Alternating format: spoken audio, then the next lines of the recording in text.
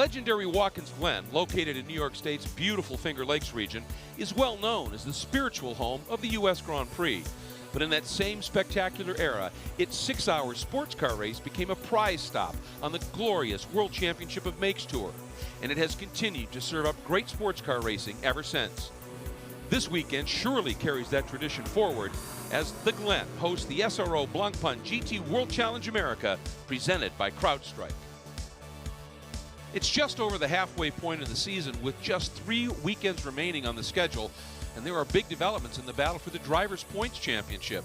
Championship co-leader Tony Vilander will have a new co-driver in the number 61 R-Ferry Motorsports Ferrari. Danielle Serra will co-drive his Blancpain World Challenge America debut, filling in for Miguel Molina, who is driving for Ferrari in England at Silverstone. Yeah, I think he will be back with me in the end of the season with Daniel Serra. So he's really experienced driver, super fast. So having seen the couple of practice sessions, I really need to step up my game. I have to be up his speed, matching his speed. This year he won Le Mans with the 51 car, so with Calado and Pierre Guidi, so not much more needed to say there. So super fast guy. Hopefully we will have a good weekend. That is what we need, and so far it looks quite good. Meanwhile, nipping at the heels of the Ferrari drivers and leading the team championship are the 2 Bentleys of Capex Racing. Last year at Watkins GLEN, GT rookie Rodrigo Baptista blasted onto the scene, capturing both poles, leading every lap and winning both races in dominating fashion. He now looks for a repeat of that success. Last year was my first time here, but the car is really good on the high-speed turns, so it gave me confidence to go around the turn, really quick with this car. So yeah, and I learned, a lot. So I think I'm ready for this year again. Another story this weekend is a rule change that will now allow tire warmers, bringing the SRO American GT3 rules into alignment with SRO's global GT3 rule structure. And it may have an interesting impact as teams will now need to decide how to manage their overall tire strategies. The most immediate benefit is the drivers can push right away. Now they have to wait to warm up the brakes, if anything, but that doesn't take long. We used to have to give it a good 3 gentle laps before starting to push, before the tire warmers, and now the tires are up to temperature, so they can go. And with a win at the most recent round at Sonoma, you can never count out the Wright Motorsports Porsche pairing of Scott Hargrove and Pat Long. And right now, North America's only Porsche factory pilot is going to give you a driver's eye tour of this exceptional venue. Hello and welcome to Watkins GLEN International. This is Patrick Long with another Porsche track preview. Driving the number 58 Wright Motorsports Porsche GT3R, we head down into turn 1. It's last of the late breakers, down to 3rd gear, early on throttle. Lots of road to use on the outside here. You see a Ferrari entering the racetrack ahead of me. Will be very close in the race here with pit lane exit. This is up through the S's. It's all flat out 5th gear. You're really opening your hands, trying to let RPM climb, being as smooth as possible.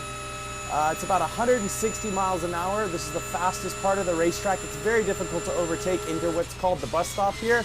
Down to 4th gear, using all of the curbs. You can hear the car sort of slamming around as we maximize every piece of road available to us. The carousel, very fast 4th gear just to breathe, no braking needed.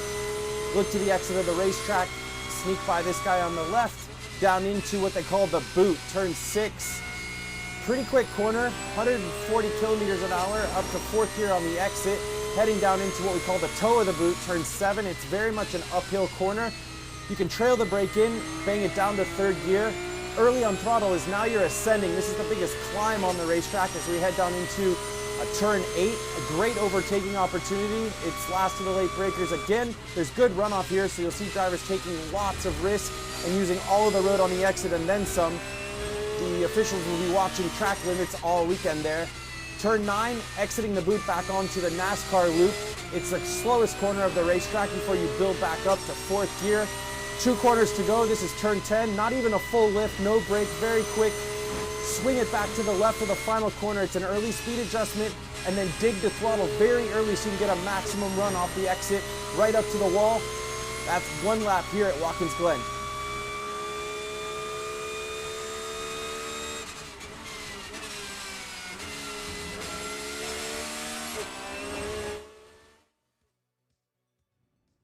This is the race that we're queuing up here, the 9th round of the Blancpain GT World Challenge America Watkins Glen, presented by CrowdStrike. Greg Kramer alongside Calvin Fish and Ryan Marine.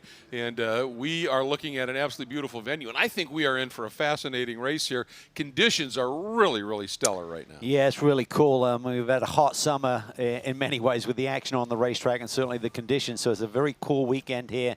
Ambient temps only in the low 70s. We're anticipating a little bit of rain tomorrow, so that could throw the cat amongst the pigeons. But right now we've got a really strong field here of GT cars forming, getting set for the start.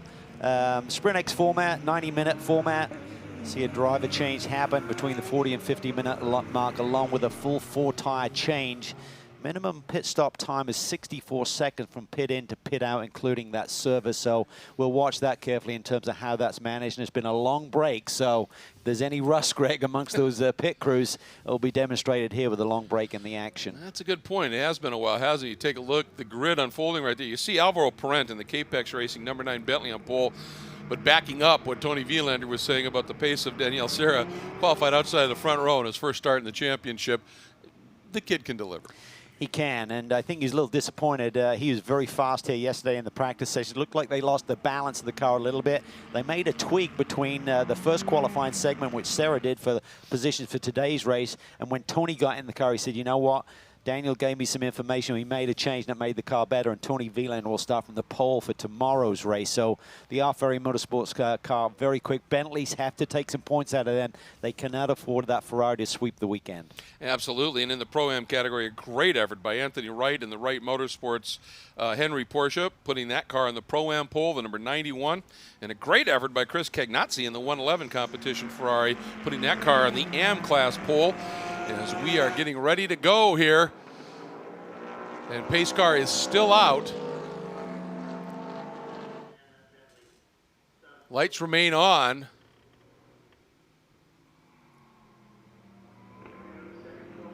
So looking for an indication of whether or not the clock has started or whether they were planning. This is the first that we've heard about 2 pace laps in this one, if that was indeed the case. That was discussed in the drivers' meeting, Greg, that they were going to potentially run 2 formation laps here.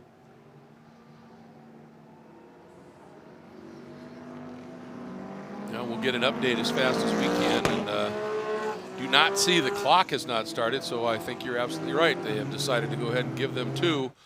And again, you know, this is in combination with the introduction of the tire warmers that have been brought in, as we talked about, to basically bring the series, the North American part of this, of the global SRO GT series, back into alignment with the rest of the global programs. They decided to go with the second lap as we ride on board, the number 58 at this stage. Again, qualifying a little bit farther back than they may have liked, 6 in the hands of Patrick Long. Yeah, that Porsche track preview was phenomenal to watch the intensity of the lap and how early with the grip level, A, that the track and then the Pirelli P0s provide, how early they could commit to the throttle is hard to believe what you're watching. You're getting around, what is it, about 3.4 miles, and you're getting around it in a minute and 43 seconds. I mean, it is a quick racetrack. But getting back to what I was talking about with Chris Cagnazzi, just a great story. Top 10 qualifying effort overall for that AM program. And he really, he's been learning his craft here. He's a really good Ferrari Challenge racer. This is a little bit different, even though they're 488s. So this is a little bit different, getting these cars comfortable in this car with the amount of downforce, et cetera, in these cars. And he's really come along and done a nice job this weekend, paired with Anthony Lazzaro as well. Got some great onboards. We already showed you the one for the number 58. This is the 63 Usalco Security National Mortgage DXDT Racing Mercedes. David Askew and Ryan Dial. David's, everyone's had a bit of a break. He went off and continued with his sailing passion and won a big race. So congratulations to David. Yeah, it's a 600-mile offshore race. I think they broke, it was a streak. The French had won it since 2013, and they came through and stopped them. So what a great break he's had, as you said. That's cool stuff.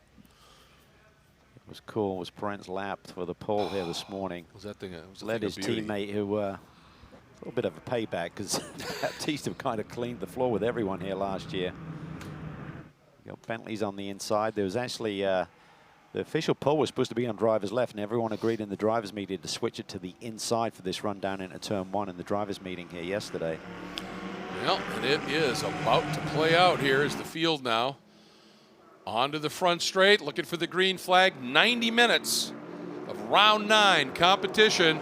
Green flag flies, Pirelli times it beautifully.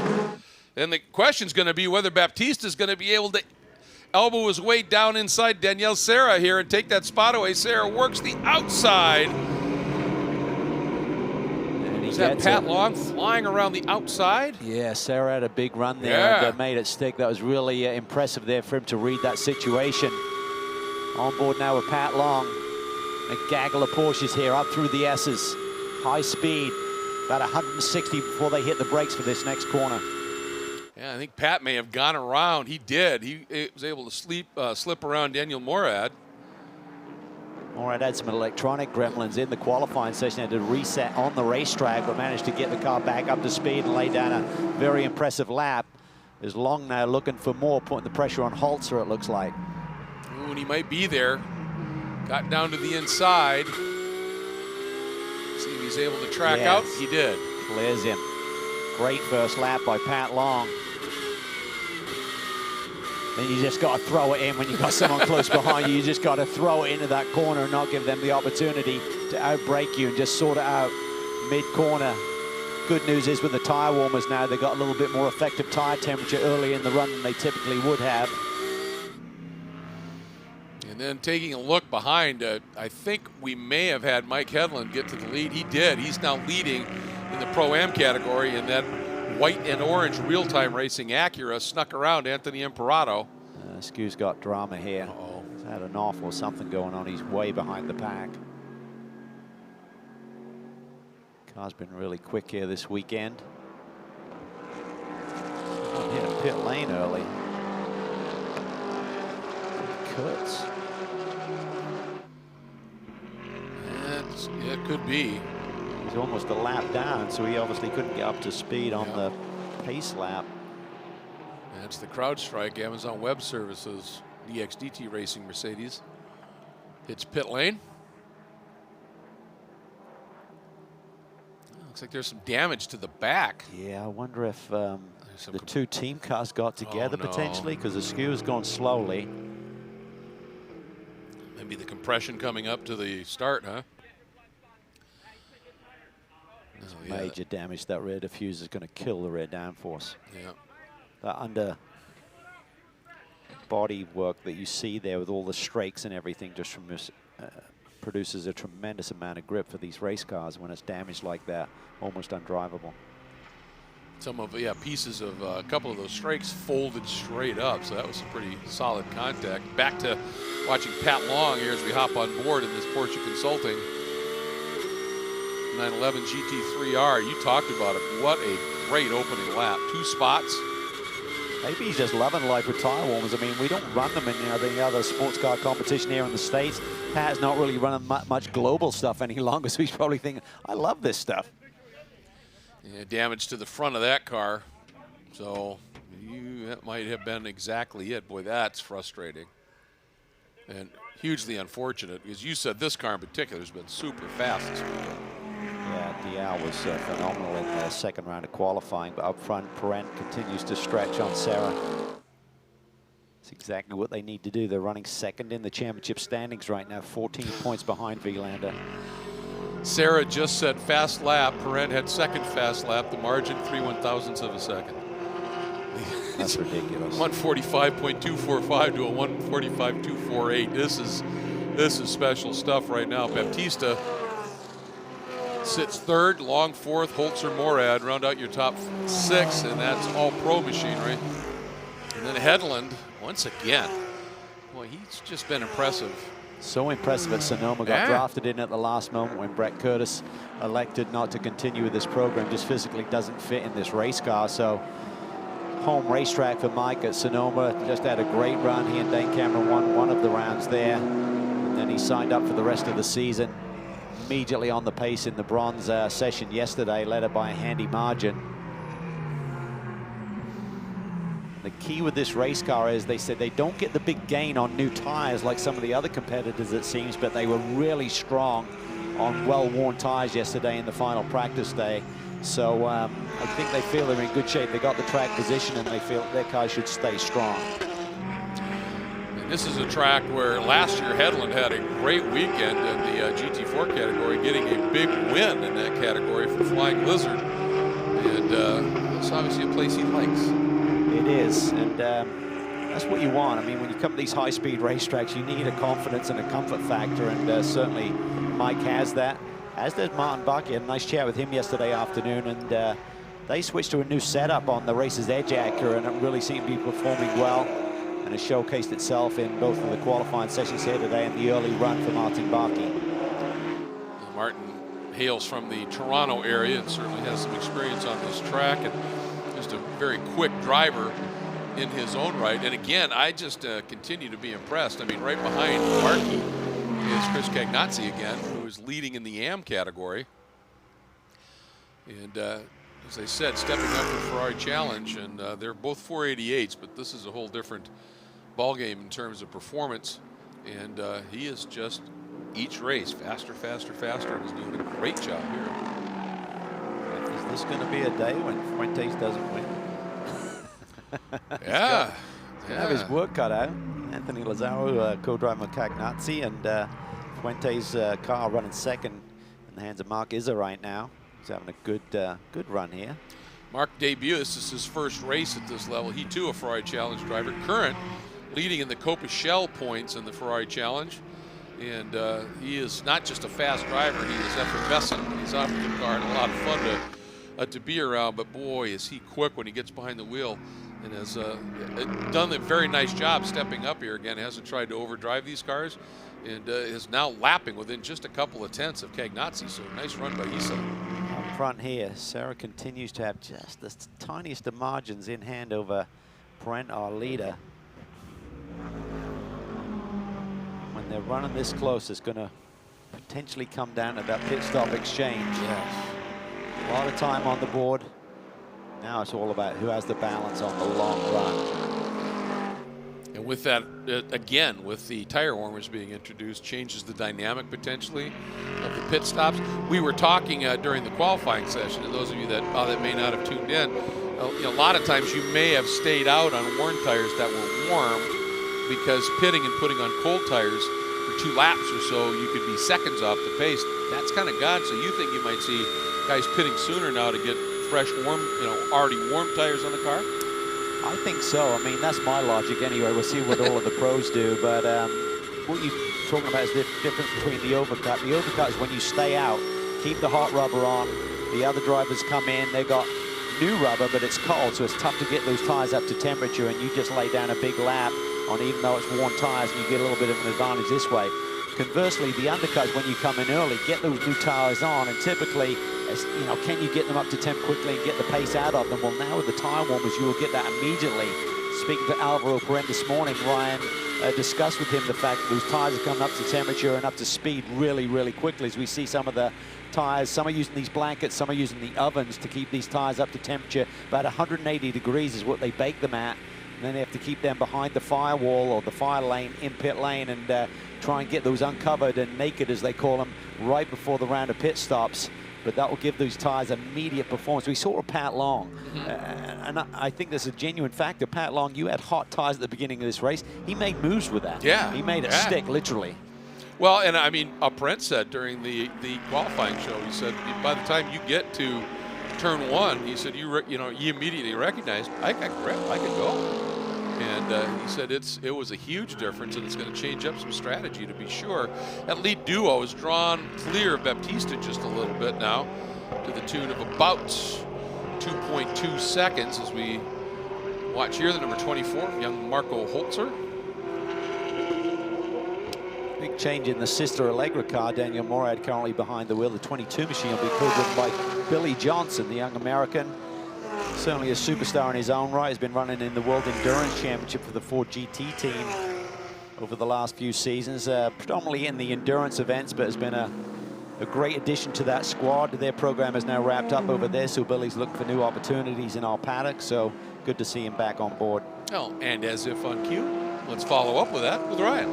Thanks, Greg. We got Billy Johnson here who's watching as his teammate Daniel Morad circulates right now. First of all, welcome to Blancpain GT World Challenge in the paddock. What are your first impressions as you join this team here this weekend? It's great to be here. It's great to be here at Watkins Glen. Great to be in the series, and it's really awesome to be with this team. I've known these guys for a long time, some of them my whole career, and this is my first race with them, although we've kind of been really close for very many years, and it's nice that everything was able to come together for this opportunity for me to race here this weekend. And you were telling me earlier in the weekend, you're not a stranger to this car or this chassis even, because you gave it a shakedown a little bit earlier in the year.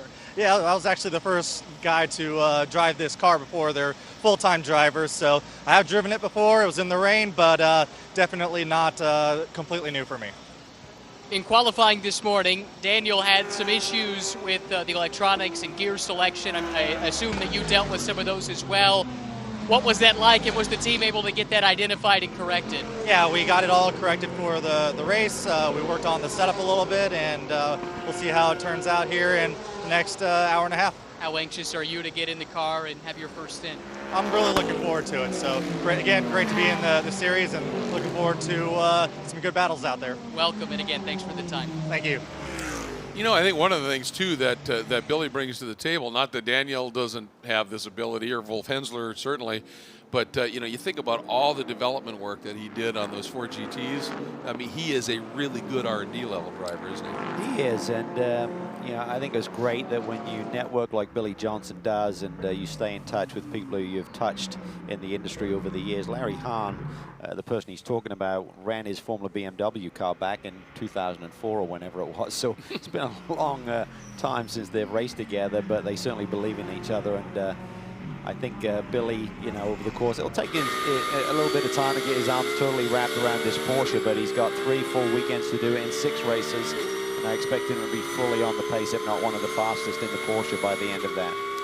Absolutely. And by the way, that last lap, for the first time, we saw Parent able to put in a lap that was significantly quicker than the one of Sarah, and that margin went up to 1.6 seconds, and you just saw Pat Long wasting no time trying to work his way through on George Kurtz, who was back out in that CrowdStrike DXDT Mercedes. Yeah, he's got a horrible car though, so it'll be tough for he and his teammate to really do anything with it here this afternoon. And Sarah just had a really poor lap, and I don't quite understand. There's no traffic that you would try to encounter, but having backed that up, he now goes fastest. So he went from a 46.2 to a 44.7 in the fastest lap of the race, and trims the gap back down to 1.2 seconds on the leader. Here's a look at the 22 of Daniel Morad right now. The InSync Healthcare Solutions Allegra car. And Sarah is absolutely back on it again. Yeah, he's really back in the groove, and Mike got a bit frustrated. Maybe it was a little error that he made, and this is really an indicator that maybe he does have a bit more pace in the Bentley right now. They showcased that in practice yesterday, where everyone was wondering, you know, were the Bentley holding back? There was an event earlier this year where the Bentley didn't look to be really in the mix, and suddenly come qualify, and bingo, they were right there. So a little bit of that goes out of the window this weekend, Greg, because there's a new tire rule. You always got 6 sets, but it was like 4 new sets and 2 carryover sets from a previous race weekend. Yep. Now you can run 6 new sets if you choose to do so. What that allows you to do on that practice day is to use those couple of sets to really highlight what the car will do on new tires and really set up your qualifying run better, and also allows the teams to really utilize all of the track time to its full extension, because we got into a situation where the tires were so worn, they really weren't learning enough, and they were taking it back to the garage area rather than just putting on the miles for no sake of it. So that spoiled the show a little bit. So I like the new rule change. I do too, and it certainly, you know, you want to have every car out on the track for the full session. That's what we come to watch, isn't it? And, I think it was a great idea, and yeah, you're right. It didn't hobble anybody just a little bit, but look at these times. Wow. Parent and Sarah all running right at a 44.7, which is just only a couple of hundredths off of the fastest lap of the day. Baptiste at a 45.1, and Long at a 45.7. Hedlund continues to lead in the Pro-Am category right there in the orange and white real-time HPD Acura. There's Martin Barkey, who sits third in the AM category in the MBRP Performance Exhaust Racer's Edge car. Those two Acuras split by Imperato. Continues to run second in the 91 Wright Motorsports Henry Porsche. Hedlund just doing a really solid job. Really worked hard, did a test day at Road America, 2 days actually, so worked on some setup stuff. Talking to Dane Cameron yesterday, said I think we've got the car in a little bit better sweet spots, a little bit more stable, a little bit more consistent, really working with the front ride height and just getting that splitter so it works more effectively.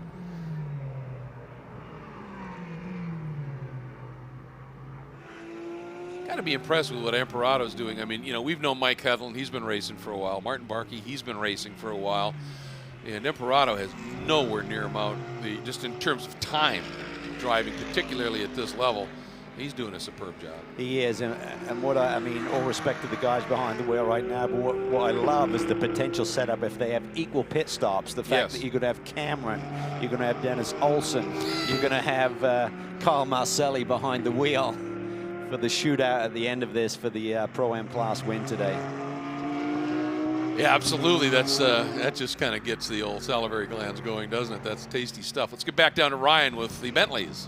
Wanted to check in with Andy Soucek, who's making his race debut here at Watkins Glen. What do you make of this place? I love it. I mean, the track is awesome. It's very technical. I'm still missing a few tenths, which I hopefully will make up now in the race, because the Ferrari is obviously quick here, and I think Tony's going to put a lot of pressure on me on the last stint, but Alvaro's doing a great job. He put it on pole, 2.5 or 3 tenths ahead of the Ferrari, and that's what we need for the championship, to stay ahead of them. You don't have your typical team manager with you here this weekend. Darren Law is off racing himself, of course, an accomplished racer in his own right. But from a leadership perspective, to have a team manager who's a racer and an active racer, what does that bring to the table? Well, Darren is a great guy. He obviously understands the driver point of view. It's always easy to discuss anything with him, and I wish him all the best luck. I know he's doing a 24-hour race in Barcelona, so he's in my hometown. I'm in his home country, so we swapped places, but hopefully we can both do well.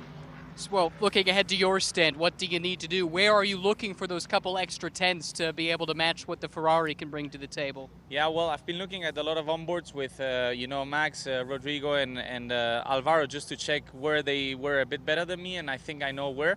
It's just a matter of putting everything together now and being able to resist the pressure of the Ferrari behind. So hopefully we get a good pit stop and we can make up a few seconds that give me a bit of air, so that I go on track and have a bit of fresh air to start with. So it will be tough, but we'll try. Sounds like a plan. Good luck. Thank you very much.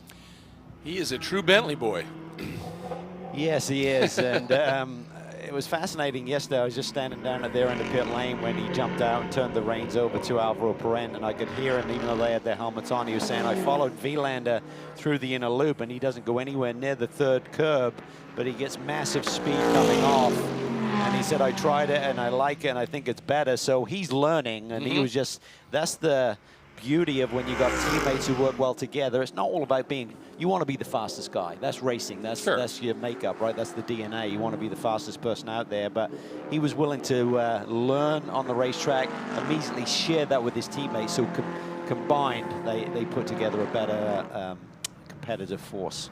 And I'll tell you, you know, with the new rules this year where you've got not only tire changes but refueling, and it very much puts the team into this equation. And he talked about how, I'd like, you know, if we can get a couple of seconds on the pit stop, that will be perfect. Well, the Capex team has been absolutely stunning in terms of execution and pit stops, hasn't it?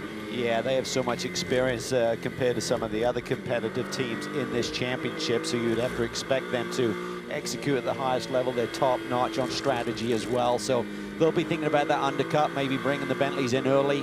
The key is how you come out in traffic. There's the mano a mano against your competition in terms of whether it's the guy you're chasing or someone behind you, but then you got to factor in the traffic. You can't afford to be, this would work on a clear track. Factor in where the traffic is going to be, and they have the software now that will put a ghost car out there and showcase to them where you would come out in the traffic if it's a good idea to do it now, or you need more of a gap to do it. Yeah, no point in putting on nice fresh warm tires and getting stuck behind a slew of cars here. Good battle here. 10 10th overall, but it's the battle. Chris Cagnazzi continues to lead in the AM category. Behind him is Till Bechtelsheimer, who is running 4th right now in Pro-Am as we hop on board with Till in this gradient racing. Whoa, and Cagnazzi spins it. Just a little bit too much speed.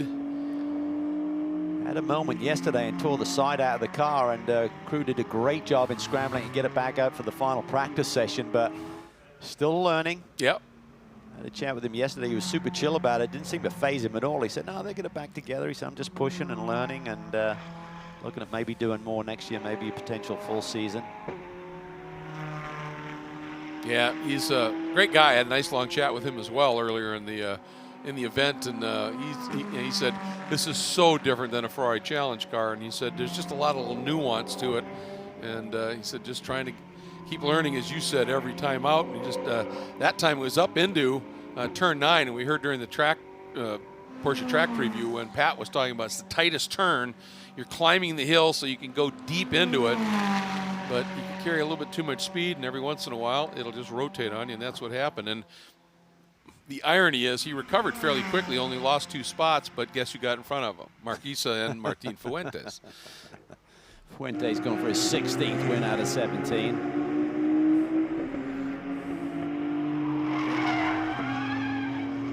Yeah, just stayed on the brakes a little bit too long there and just over-rotated. Yep. You would look at it from the onboard of Till. That's the subtlety and the nuance of this racetrack. You see, oh, how does that happen? Well, just the cars getting unweighted there right as you're up into the brake zone, and how you release the brakes and everything is so important. And Rodrigo Baptista has just set fast lap of the race, Cal. Dips into a 1:44.624 in the number 3 Bentley. He's back a ways, but certainly showing some good speed right now. Yeah, it's a really impressive lap. Yeah, it is. Halfway through his stint. Pit window will open in about 18 minutes. And again, we anticipate potential early stoppers, particularly in the pros in terms of the tire warmer situation we've discussed already, but also with the Pro-Am rankings, you start your lower graded driver. So ideally you want to maximize the drive time for your quicker guys. You want to get him in as early as possible. So for day 1, you expect early stops all the way around. Tomorrow, you're going to try and keep that Pro in as long as you can. Absolutely. Just want to make note, if you were here for the qualifying show with us, you saw that number 87, the BMW of San Francisco, Cameron Racing BMW, in the barriers, and they were hauling it off on a flatbed. Henry Schmidt is out. He's down a little bit, and I'm not sure that the car is completely healthy, but at least he's out and running right now, and that's good to see. There it is. Here's Pat Long.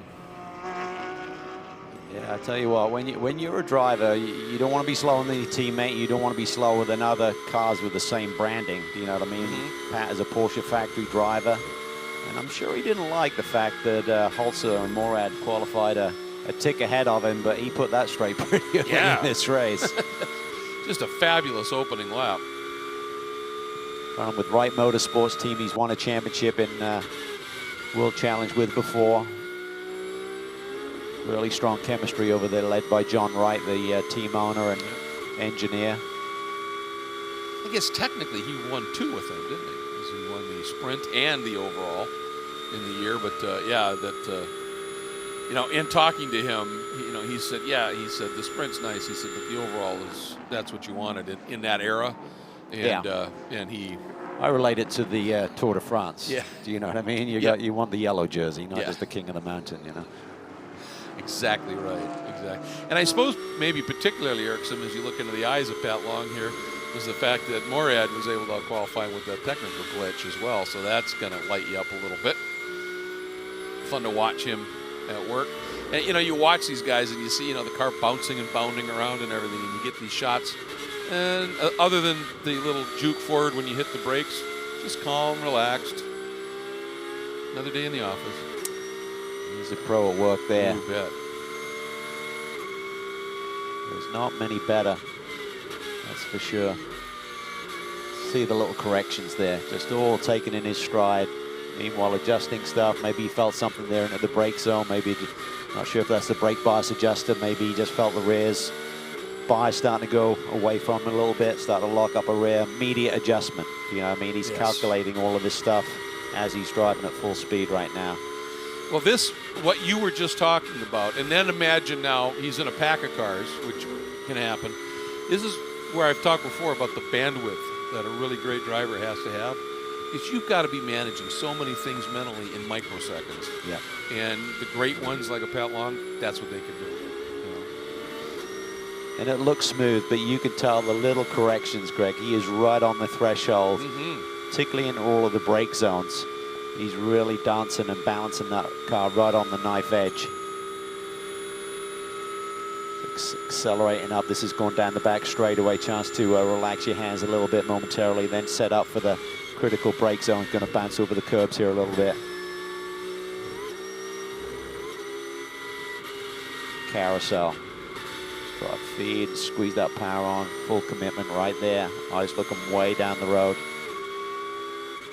This is one you got to be really careful with. You can't afford to have too much threshold braking into the laces of the boot. This is the one I want to see from this perspective. Yep.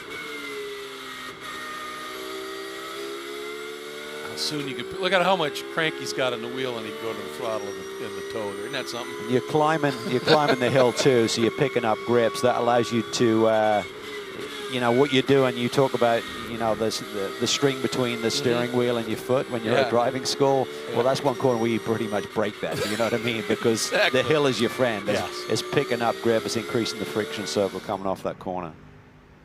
What a fun way to watch a lap. That was very, very cool. And now through the very quick turn 10. Final corner. Right out to that wall. Brent Steele's fastest lap of the race back on that last lap across the stripe, so our leader. Gap now 1.35 over the Ferrari and a new fast lap, admittedly just by a smidge. You know, as I was thinking about that wall, during the qualifying show, we were wondering whether Sarah found that wall, remember? And they got Vielander into the car, and he was able to go out and put it on pole, so if he did, it was negligible, but boy, he was running with minimal margins. Yeah, that's right. There wasn't much there. Our crack camera crew down there had a good look at that during the break when they were waiting for the hot tires from the oven to go on Tony's car for his run, and couldn't really see any scrape, but we certainly saw some debris or something flying with Sarah pushing. Just seemed like he didn't have the balance in the race car. We heard a lot of tire squeal, looked like there was a lot of steering input, like they just missed on the setup a little bit, and they adjusted it for Tony, and that just gave him the margin that he needed to squeak the pole position for tomorrow's race. It was interesting that the tire squeal was like a hop almost, wasn't it? It very different. Oh, look at this. Barkey's coming after Imperato now. Yeah. Headland has gapped this group by 3.5 seconds, which is great news for the real-time team because it gives them a little bit of a breathing room for their pit stop. And they've been working hard at that, apparently, in the big break. I mean, what do you do when you have like an 85-day break? Well, you work on the details.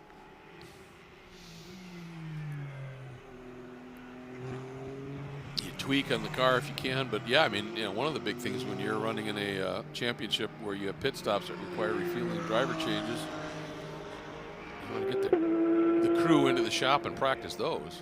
That's a snapshot of the top three in the Pro-Am. So Headland there gapping this group a little bit. Just continuing to execute. Mike is just really solid, just doesn't make mistakes. Love the intensity that he has for his racing, takes it very, very seriously.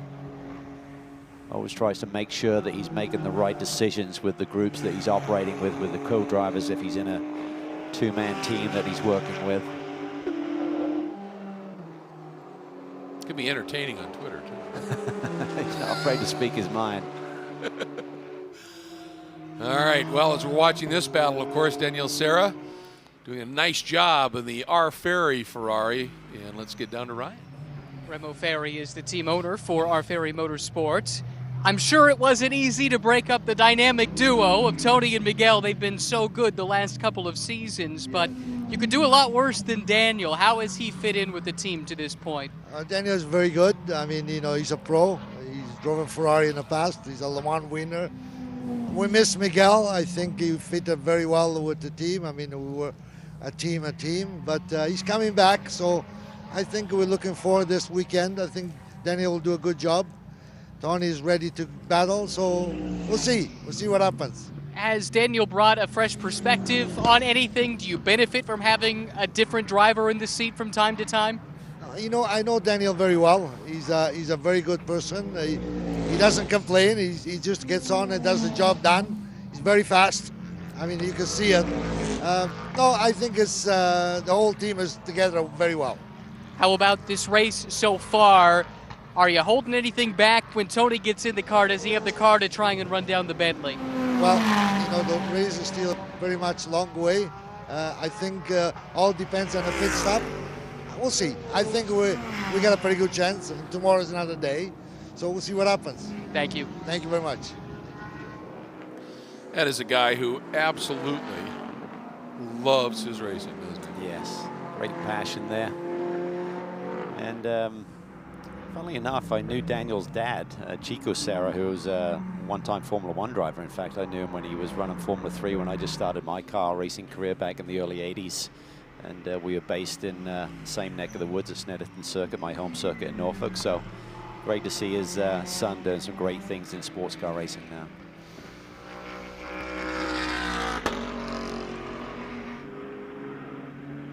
Doing some very good things in sports car racing and having a heck of a run unfold right here. You know, we talk about the Drivers' Championship and the like, but the Manufacturers' Championship here pretty close as well. I mean, Ferrari is running just a bit behind the Bentley team, 13 points adrift in terms of manufacturer points. Porsche in third, Acura and Mercedes in fifth. And then there's the Blancpain Global World Challenge Manufacturers' Championship. And right now, Ferrari is trailing Mercedes. And it sounds like a lot. It's about 2,500 points, but there's massive points payouts and the like. And this weekend, right now, with, you know, if the Ferrari were to finish second and the Mercedes back just a little bit in the order, that'll be a nice swing in Ferrari's favor. So lots of different things to be tracking here. Yep. Certainly a lot of things to keep an eye on as this season is now starting to heat up. We talk about the big break, but now we've got races coming at us pretty quickly here over the next 6 or 7 weekends.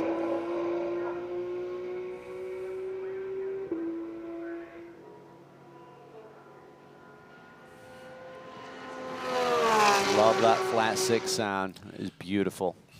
It is.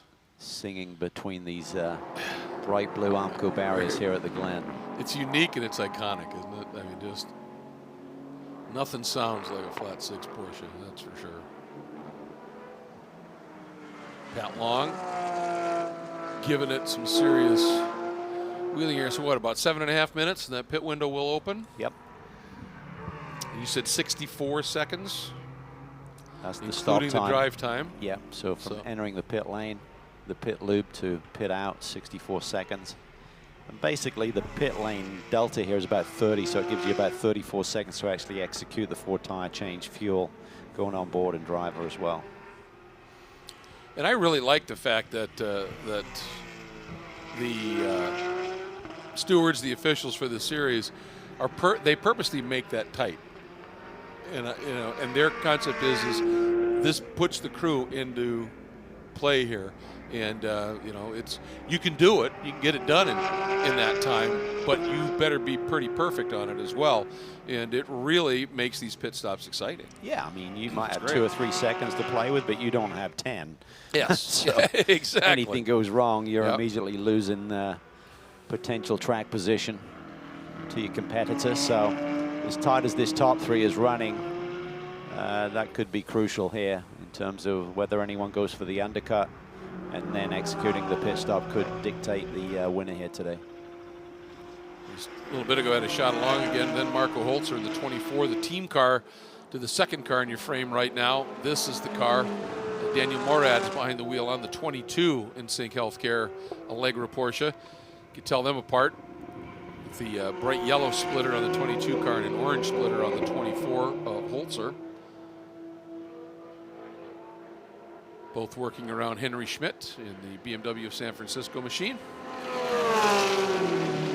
You know, getting back to that pit stop time too, a couple of the of the teams had noticed that at each race, that little bit of extra over the drive time to get through pit lane that they were allowing, it kept trimming a little bit. At one point, a couple of the teams said, "Could we stop that now, please?" Yeah. We're good. We're fine. And so that, and everybody went, "Yep, no problem." But that got them now to the point where, I mean, it takes a good stop, and it should. I mean, that's what, when you have racing that incorporates full-on pit stops with fuel and drive and tire changes and the like, that's the cruise moment to shine. Yeah, well, it's a race. I mean, who wants to see a car sitting idle and the crew not working on it? And you're just holding a stopwatch. I mean, to me, that. Yep. Yep. Well, look at this. Sparky looking real racy on Imperato here. Yeah, just needs to figure out a plan here.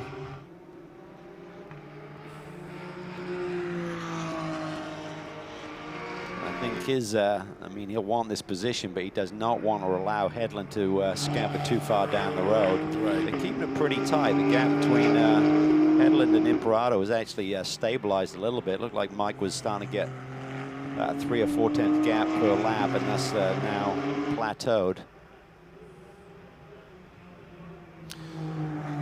And with these GT3 cars, we talk about it, we have all season long, about how aero dependent and sensitive they are. You got to have air in the nose of the car, and if you come up behind somebody, you really need to get the pass done in a hurry, or eventually you're going to have to back off a little bit, or swing out way wide like that to get some air on the nose. Imperato's been cutting his fastest laps, and Barkey's closed in on him. Barkey just basically went 6/10 quicker than Headland, who's 2 positions up the road. So this is a go time. This is, you know, for Imperato, if he's been managing those tires a little bit, they probably said, you know what, you're only a few laps before the pit stop window opens. Go for it, do everything you can. But Barkey has a huge momentum right now. Looks to the inside, not much room. Stuffs it down the inside. Nice job. Yeah, it was. Really, really nice. Brave move, but then very much he kept it together there right at that critical moment. Didn't panic with this situation. And didn't overshoot. That was a big thing. And, you know, Imperato realized what was happening, but realized a little late, and he squeezed him a bit, but Barkey was already there, so kudos to Imperato for going, well, he got me. That's right. Didn't get dirty and shut the door. Key is now, okay, you got the position. You got 3 minutes before the soonest opportunity to hit the pit stop window. What can you do with it? Can you minimize that gap to Headland in front of you and then make it a battle between the pit crews to try and get you in position for a win? Yeah, the margin right now from Headland to Barkey is about 3 seconds even.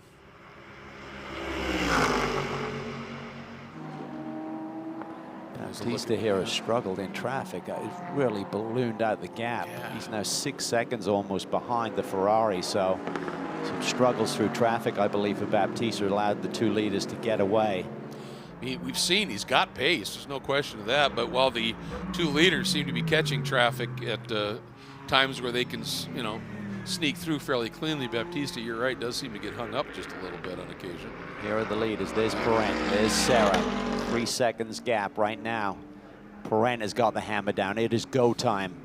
I bet the team has said, okay, wring as much out of those tires you can. We're going to do the undercut and get you in as soon as we can, but we need the biggest gap to work with. He just slayed down the fastest lap of the race.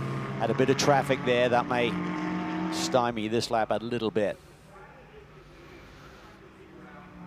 And he's going to get there too early to duck in this time. It's going to be perfect lap for the next one. Yeah, exactly. Yeah, it's going to be barely under that 50 minutes point in the race. He'll be able to pit the next lap if they choose to do so. Serra able to slip through cleanly on Cagnazzi as well. Oh, still a 44.5 for Perrent with the traffic. Yeah. But Serra laid down his fastest lap. It is go time. It is game time. Both these teams and operations know these are critical laps in the overall makeup of the outcome of this race. And last lap, the 2 leaders into the 44s. Next up would have been Long at a 45.8. Tells you the pace these two are laying down up front right now.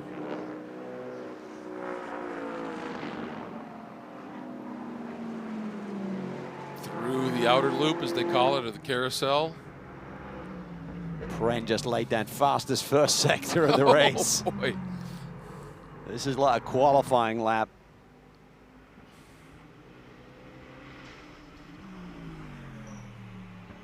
Sarah and Baptiste not far behind though. See what they do here in Sector 2. Sector 2 finishes there just after the toe of the boot.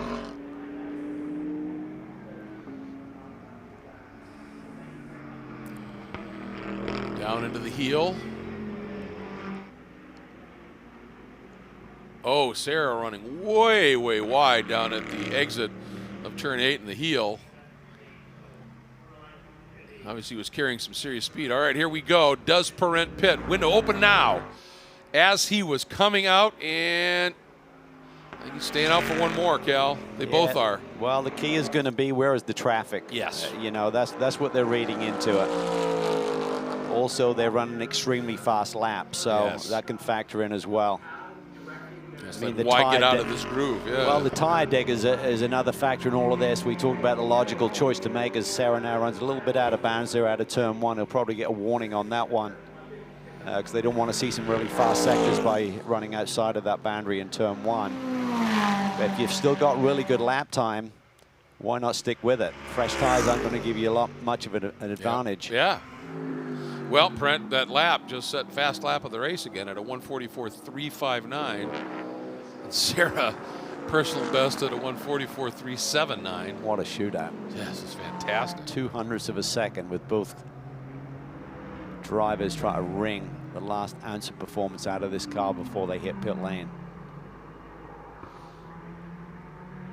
And the guys on the top of the boxes in pit lane, you talked about they have that software that gives them, you know, sort of projects a ghost car into the traffic, and they know where you could end up, right? Well, the other factor here is you got to factor in a driver's got to get in and get into rhythm. Yeah. It's not the same driver going back on hot tires and being up to the same pace. So think about the Bentley. We bring him in.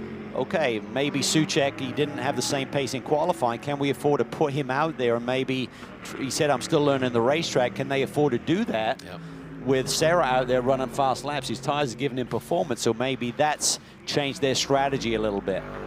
You've just got to, you can't get locked into the strategy. What made sense this morning, suddenly the dynamic of the race, Sarah's running his fastest laps of the race right before the pit stop. We can't afford to stop right now. We have to adjust. When you, tire deck. Here we go, Baptista's in. So, well, when you can, you're proactive. But there are times you simply have to be reactive and read the scenario and go, that's not going to work, right? And they can also get a read here off Maxime Soulet, what he's able to do when he jumps out in the number 3 car. All right, as Baptista brings the number 3 Bentley down pit lane, let's get to Ryan. I can see Rodrigo getting a little bit closer to us, the dominant driver in the season finale here at Watkins Glen a year ago.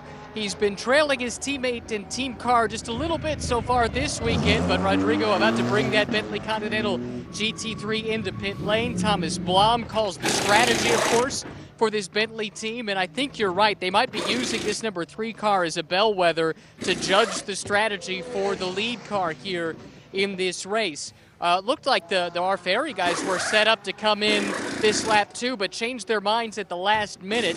Just a few moments ago, Tony Vilander climbed back over the wall, so they appear poised to be coming in pretty soon. It's going to be interesting to see how the tire warmers change the strategy for these teams as they leave the pit lane. The air hose is disengaged, and right there, Maxime Soulet back out on the track, and he's on it immediately. 65.6, so they left 1.6 seconds, and they were hustling there. I don't think the tire change went to, there's some sort of delay. On that left front, I thought there was an issue. Okay. Yep. I was looking at the data on screen here without really keeping a keen eye on the pit stop itself, but definitely as soon as the tire change was done, they sent him, so they realized they didn't have any time on the board. Here comes Sarah. Here comes Pirelli, he's stuck behind traffic. Oh boy. Look at this. It has absolutely crucified the gap that Pirelli had built. You cannot judge that. Suddenly Kurtz hits pit lane and comes in at a little bit lesser speed than the front runners here. It is game on between the teams. Certainly the Capex boys have been very much on it this year, but is this going to decide the outcome of this race? Well, if the crew's ever wanted to be a part of this, this is the moment. Wieland is going to be chomping at the bit. Perrin has to go around the Ferry group.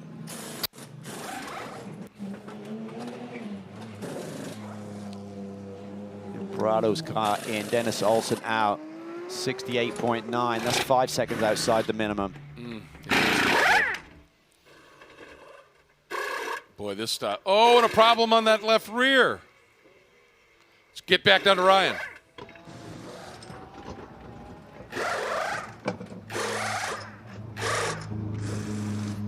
Well, the first and second in the championship have come to pit lane right next to each other. Problems for Capex on the right rear, and Ferry with a great pit stop. The Ferrari jumps the Bentley in the pit lane. Wow, and the Ferry one didn't. There was a guy on the floor like there was an issue with that right rear on the Ferry Ferrari as well. Let's take a look at the Delta here. Yeah, Perrin's time, a 71-second pit stop. Oh, boy. 66.5 for Sarah, so that's not good news.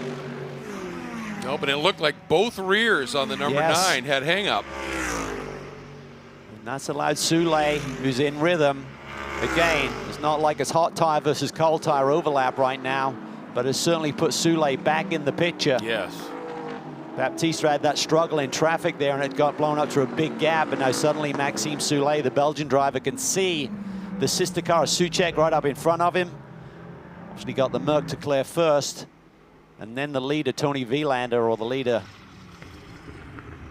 who will assume the lead when everyone cycles through. There's still some Porsches out there in front right now. But just watching Perrin as he came into the pit lane and got trapped behind the Mercedes, and he had a sizable enough margin, and it just was destroyed. As long in now, Hargrove getting ready. Talk about it all going wrong. First point comes up on traffic on pit in, and then a bobble on the tire change.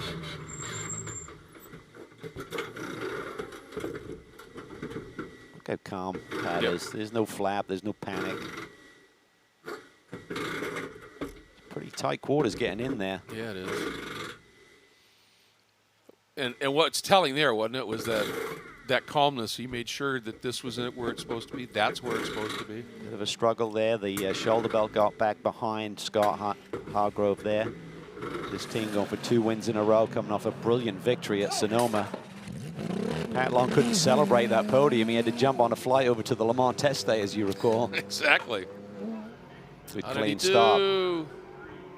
64.6, I love it. Yep, nailed it. 6/10 outside the margin. Well, let's not forget you have that Joker time to work with as well. There's a second to play with in one of the 2 races. You only get 1 per weekend. Let's go back and take a look at the issue for Perrin.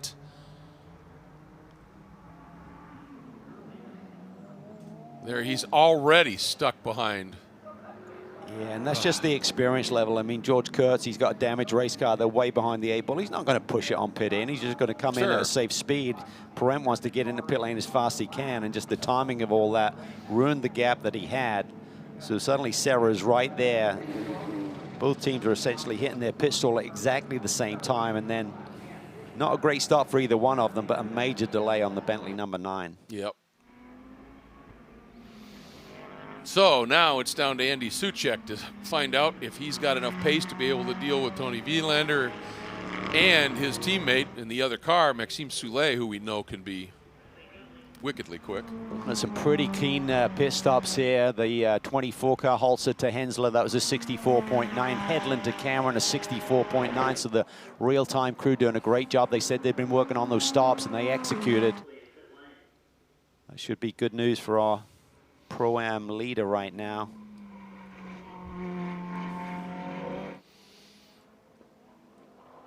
Barkey to Marcelli, 60, no, that was 74.7, so they lost 10 seconds. Wow, that's too much. They lost 10 seconds to the 43 car on that exchange. That'll take the sting out of that battle. Bechtelsheimer turning over to Miller. Very long stop. They had a big problem of some sort there. Tony Vilander leads. Told me yesterday, he said by Sunday, there'll be 9 days of driving in the last 10. So no rust on that man right now. Running 2 full championships as well as a Formula One broadcasting gig for Finnish TV. Busy man, family man as well.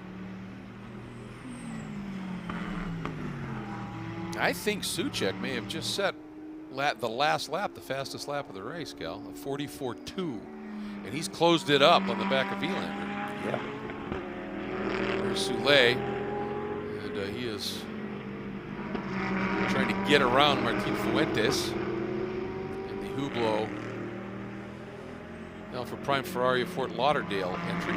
Fuentes has a 27-second lead over Anthony Lazzaro, who's taken over the reins of the number 19 Ferrari. Great to see Anthony back in the races. And a lot of work to do to... yeah. Work his way up. And then Shirazaka and the Turner number 96 BMW sits third in AM. Fuentes is still on for the Havana Cup, isn't he? I mean, there's that. He's one of the few. That bonus where you got a sweep 5 race weekends, including the final at Vegas. Occur 7 fastest laps in the season and 7 poles. So I think they're. Not sure if it's going to get messed up with him switching teammates. With that's a good wrinkle point. in the rules is potentially there. All right, here comes Soulé now getting the toe on Fuentes. And Martin, knowing it's not a class thing, just lets him slide through. As we hop on board with the very rapid driver out of Mexico City, Martin Fuentes. I'll tell you, with Mark Issa in the car, though, Martin also has serious competition in the most effervescent person in the paddock. With competition. Who? Issa, his teammate Yes, now. yeah. He is. If they end up on the podium, it is going to be a party you won't believe. Yeah. Find out where they're going tonight. Well, Yes. tomorrow night. Maybe Yes. not tonight. There's a race tomorrow, but. That's a good point. All right, after an amazing opening lap and a great stint, Pat Long is ready to talk to Ryan Murray. And I want to ask him about that start as well, Greg. That was wild. We had a lot of fun watching it. How'd you do it? Car was pretty dialed. I knew that it was going to have to happen in those first couple laps because once you get into that dirty air, there's too much aero push to really make a move. And obviously all 4 of the GT3Rs are pretty close in pace. This weekend we're struggling a little bit, having to compromise on a few setup bits to try and survive. But yeah, fairly happy with that. Were you able to take advantage of the start in part because of the tire warmers? Is that something that aided you, or could you have made that move anyway? I felt like I got balked in qualifying and I had a better car than I showed. Unfortunately, I only had time for 1 lap in qualifying and just caught a car that was warming up for the start of their lap. So I knew I had good pace in the car and I just kind of threw caution to the wind. There's a lot of competition between the 22, 24, and 58. And yeah, those guys, I want to beat them as bad as anybody out there. Scott's in the car now. How good of a car does he have under him to try and make a charge? Yeah, again, the balance is good for what we have to deal with. Without getting into too much, we've had to compromise a little bit this weekend just to make sure we get all the way through the stint safely.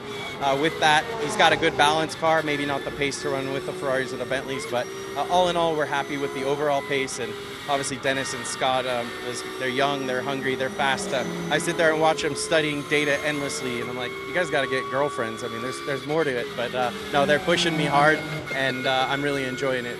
I look at their date of births at the autograph session and almost threw up in my mouth. So I thought I had to show them that the old boy can. Don't take your bets off the old boy yet. Certainly not. We haven't, that's for sure, and you just reminded us why. Thank you. Thank you. Yeah, that was just a spectacular opening lap. It was. It's fun to watch. And like I said, there's an intensity. You want to be the quickest guy on your team, and you want to be when you're a Porsche factory driver, you want to be the fastest Porsche. Yes. Oh, yeah. You don't want these young kids coming in and putting one over on you. I remember I had a golden opportunity years ago at the Walter Mitty Vintage Race at Road Atlanta, and did about a 40-minute interview, sit-down interview with Brian Redmond and Vic Elford. And one of the questions I asked him, I said, competition between you two, more fierce when you were driving for different teams or when you were driving for the same team? And they went, oh, same team, way more intense. Like, yep, that's the whole thing. You want to be the fast guy. And yet the irony is when you then get paired up on the same car, you know, you've got to compromise. Yes. And, you know, you can't just be such an egotistical monster that I have to be the fastest guy, that you set the car up solely for you, ergonomically in the cockpit. It has to work for both drivers. So there's a real sharing. And as we discussed earlier about Soucek and Perrin sharing information immediately, that's what makes you strong as a combination. All right, having a look here. Well, Soucek had got that margin down at one point to about 2.2. It's back up now, and that last lap, he was about 4/10 off of Wielander's time. Who's really quick right now is Kyle Marcelli. They had that pit stop, which was a little bit ordinary, but running some really quick laps and cutting into the margin on Dane Cameron for the lead in Pro-Am, but still a long ways back. Olsen running quickly as well in the 91 car. Yeah, good point. And he's only a 1.7. Maybe that's pushing Marcelli.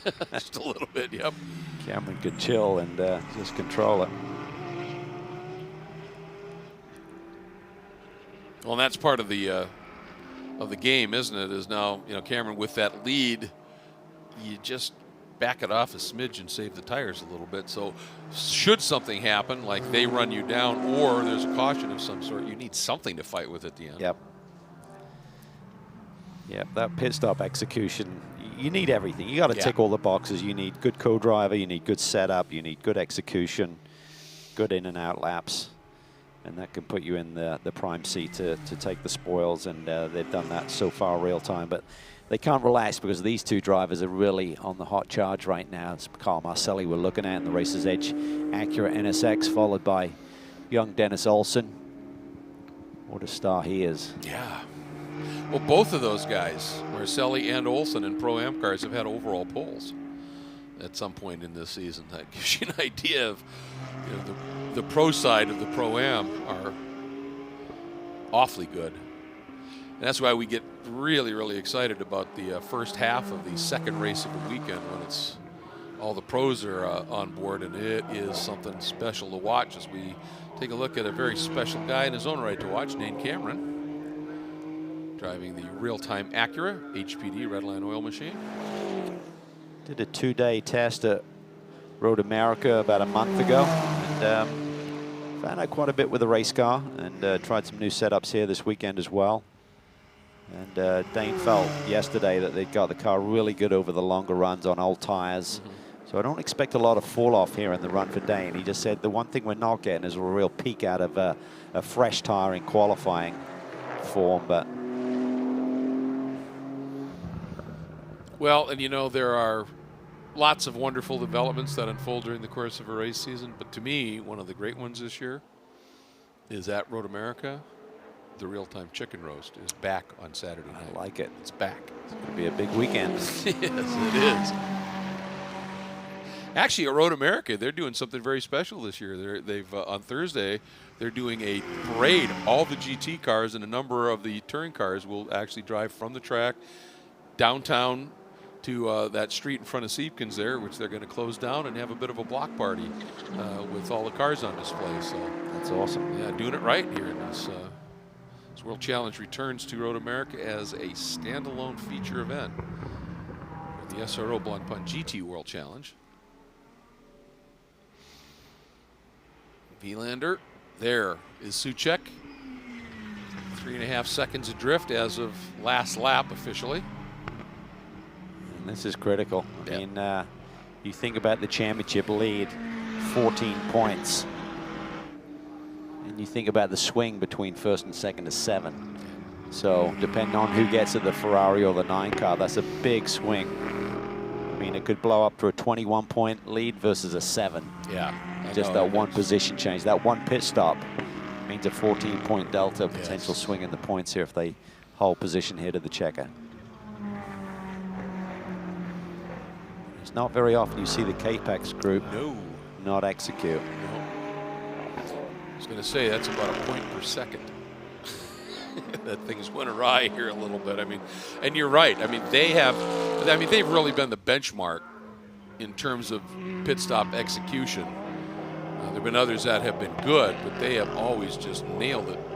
And just that, you know, they probably, I think he had about a 3-second lead, wasn't it, over, and they lost that on pit in. Yes. And with the fumble in the pit stop, maybe they would have just kept the track position leaving pit lane. It was going to be close. Very close, yeah. You know, the gap right now is in the 3s, so yeah, just that timing of a lap car coming into pit lane just spoiled the party, set the table a little bit. And then the great execution by the Wright Motorsports team for that exchange with, and again, there wasn't a lot of time. You know, when that car dropped, it started up and left, and you know, normally you watch if it drops and sits for a second, and it's like, all right, you're right on it. But again, that's that experience and that lack of panic is they knew exactly where they were, and the car dropped down, and they said, "Yep, now's the time, go." You know, I mean, it's fun to watch those crews when they're really on it.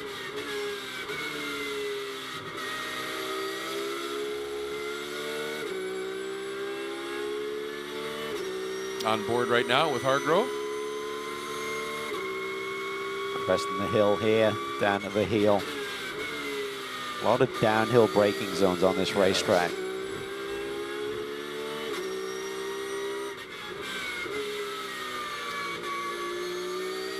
Coming up on the back of Colin Brown and the CrowdStrike Mercedes up front. Meanwhile, let's get back down to Orion Marine.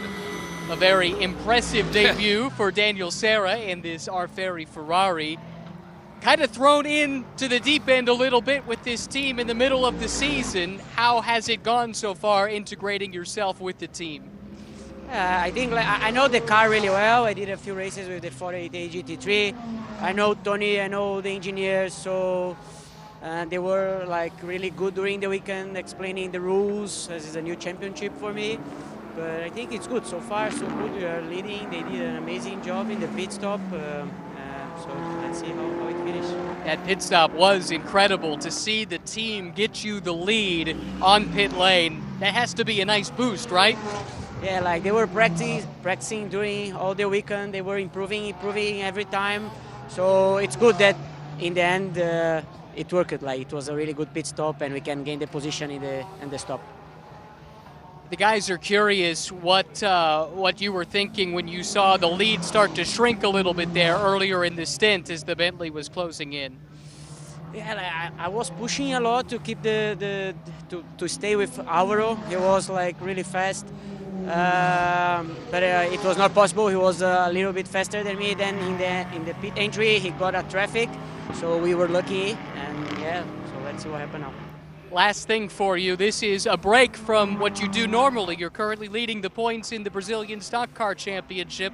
Nice of that team to let you come over here and play with us. Yeah, I have been doing this for a while now, like racing in Europe, in US, and doing my stock car. That is my main program. For now I'm leading, it's good. So we still have 5 races to go, but it's good to keep like racing, you know, to keep the rhythm, so it's good. Thank you very much for the time, and best of luck in race 2 as well. Thank you very much. Currently leading the points in Brazilian stock cars. He's the 2-time defending champion of the series, and pretty good shoe in a Ferrari, as we've seen. Yeah, buddy, he sure is that. Again, I remember calling the race at WeatherTech Raceway Laguna Seca when he was in the GTLM Ferrari and showed up there and put it on pole. It was like, all right, who's this guy? Got to be paying attention to him. Just a really nice young man. Yes. And as Tony said, made him step up his game a little bit. But that's what it's all about. I mean, it doesn't matter how long you've been in it. I mean, it's good to get a little kick in the butt now and again. And Tony's certainly been up to the task. Ran a lap time in his qualifying session a tick faster than Daniel did. Here's Wolfie. Great karaoke singer, believe it or not. Yeah, I've never had that pleasure. I assume pleasure's the right word. Yes. So my favorite karaoke line ever was a comedian said, "Who's this karaoke guy and when is he going to get here? Because everybody filling in for him really sucks." So that's kind of you know, the mindset on it here, but every once in a while you hear somebody in a karaoke bar that just absolutely nails something, and it's pretty fun. Yep. And one thing that the two things Wolfie hasn't lost here, he's been around for a while now, is speed or his sense of humor. Right. He is.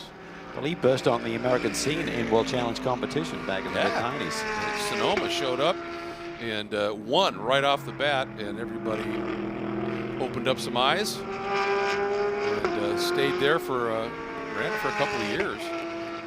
And yeah, very impressive. Very impressive. By the way, I was going to mention, for the people who may not know, the Brazilian Stock Car Series, it's also known as Stock Car V8, and it's a touring car racing series based out of Brazil. It's generally considered to be the major South American motorsport series. So it's some pretty serious stuff, and that's why Daniel Serif, if he's racing well there, he's able to come over and do well here. It's a significant series. Well, it keeps you sharp. I mean, sometimes with these young drivers, it's hard to keep a full slate of racing.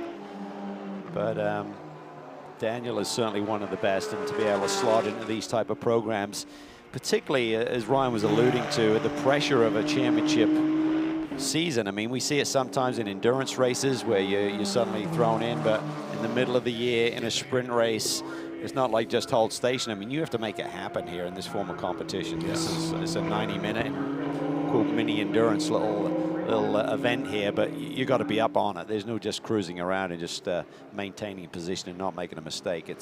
You have to be up on the pipe and performing at the highest level, and he was up to that task. Yeah, well, I mean, the ultimate compliment is the one that Tony gave him. I had to step it up here just a little bit. He was impressive. Watching Dane Cameron again, continuing to lead in the Pro-Am category here, and that margin hasn't changed a whole lot. He's let, what, a couple of seconds go? It was up to like 12 at one point. Yeah, it seems like he's managed it. He's running super consistent laps between like a 45.3. That one was in traffic a little bit, but yeah, but certainly Marcelli has got good pace here, so that pit stop really thwarted the challenge. I mean, essentially the pit stop has given the real-time effort the margin to manage. If it wasn't for the blip with the pit stop for the race's edge group, they could have been very much in the mix, but Marcelli's pushing hard because he has Olsen chasing him.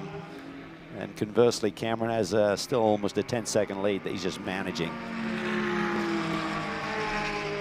Watching the AM category, Fuentes leads, but Shirazaka has gone up into second in that category. But then looking at what's unfolding, Anthony Lazzaro, the number 19, that car in the first of the frame right there, his last lap was about 2 seconds quicker than Shirazaka.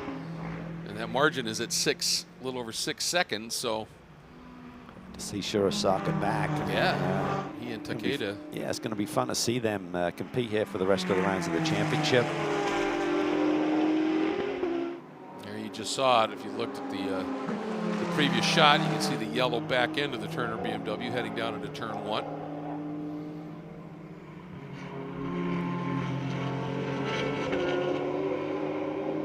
Fuentes putting in some pretty good laps right now. I mean, Martin just turned a 145.9. And that's right in the mix of some leaders.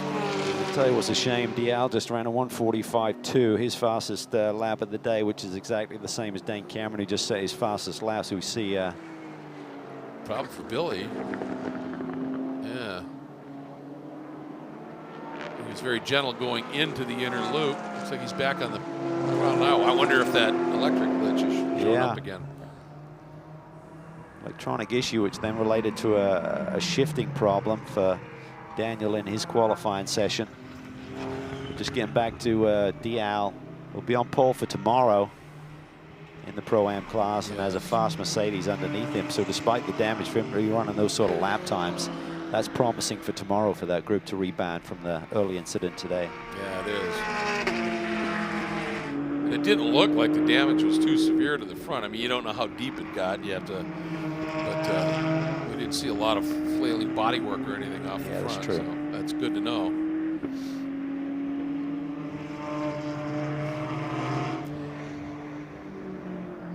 Keep an eye here on Billy and see if he makes a move into the pits or not. It's Vilander. He has that margin up to 4 seconds as Johnson stays out. Yeah, Everything's looking smooth. Yeah, it sure is. Defending championship winning team and driver. It's really a shame for Miguel, but I'm sure he's excited to be running in the World Endurance Championship as we see the 5-car with Mark Miller behind the wheel. Looks like they're trying to tie something down on the back end there with some tie straps.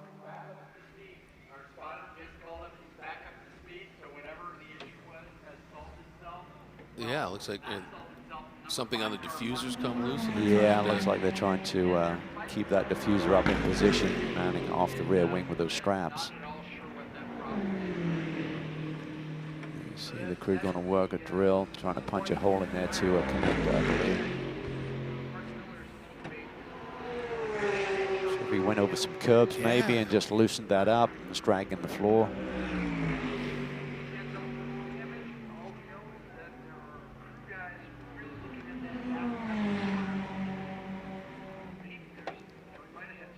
Be interesting to see if this is effective.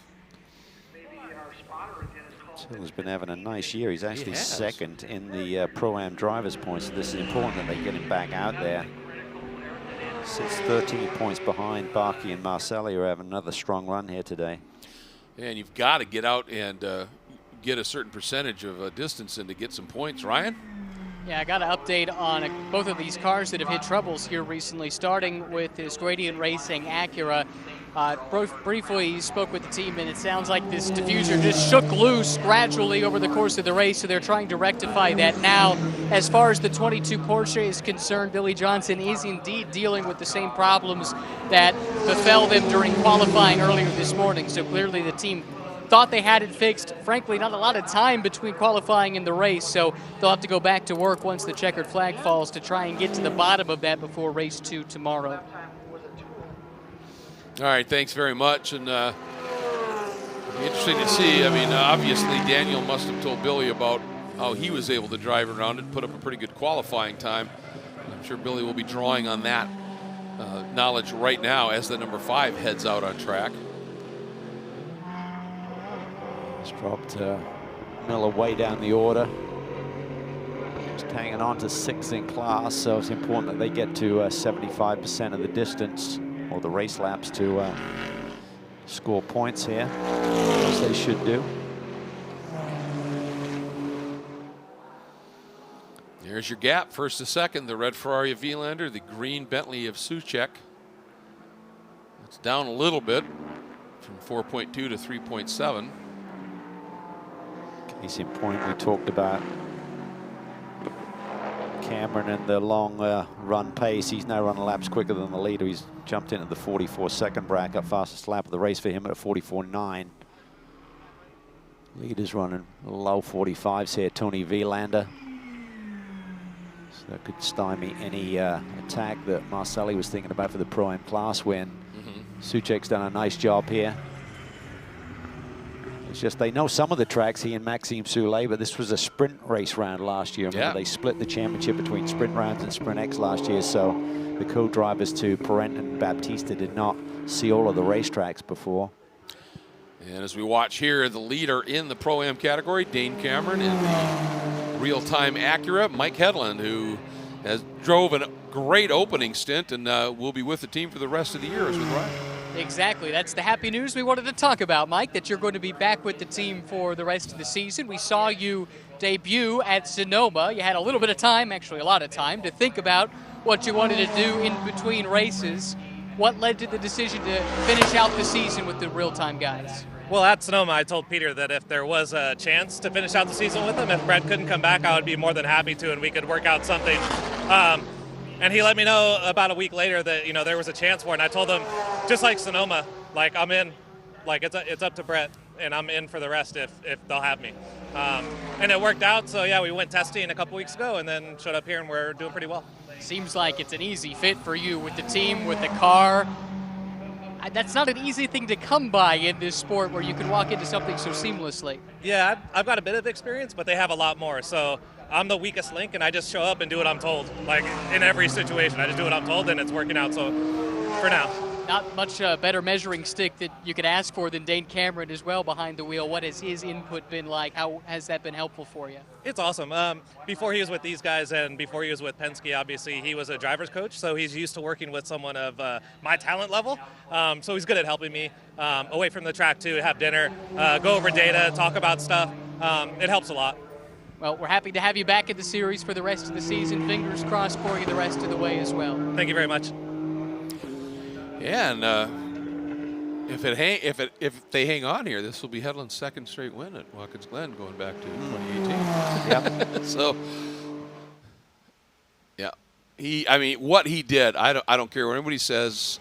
What he did at Sonoma, though, was mega impressive. Oh, he was close, and he wasn't far off at Dane's No. pace there. I mean, relatively speaking, there's a bit more of a delta here, but he likes that racetrack. Felt comfortable in the car immediately. I was like, yeah, this works. Yep. And, oh, look at this. Dennis Olsen has gone around Cal Marcelli. Well, that's why Marcelli was pushy, because Olsen was on the charge. Yeah. He is quick.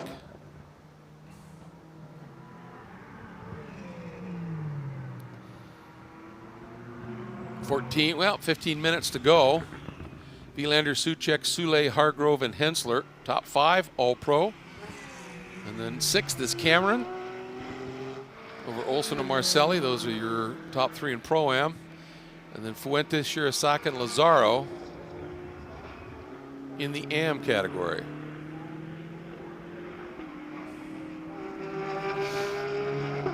I'm sure for Marcelli, he has to be thinking big picture as well. He and Barkey have the championship lead, so suddenly you get that feisty young yeah.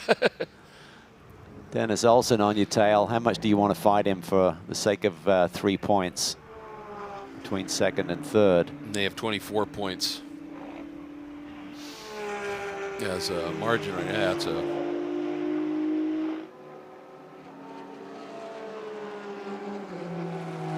very good point indeed. And Vilander, boy, I tell you, these guys are just metronomic in their precision, aren't they? Just his laps are just so consistent. They are, and you have the grip of this racetrack and low tire degradation like we're seeing here this weekend, these really cool conditions. I mean, this is what really showcases, like you say, they just keep repeating, and that's you know, that's tough when you try to chase someone down and you just nail your lap and the gap stays exactly the same. It's almost debilitating in a sense. It's like, what do I have to do? Yeah. That was the perfect lap. What's the gap now? Lap. It's like, what? Yeah. He's able to do what I just did. But I'll tell you, if you would have told me before this race started that the ultimate outcome might well swing on a hiccup by K-Pax in a pit stop, I'd have been flabbergasted. Yes. You know? It just doesn't take much, you know, and I'm not saying this is the case. It's just a pit stop that went a bit wrong, but, you know, they practice, they rehearse, but it's been a long break until you get in the heat of the action. Mm-hmm. Yeah.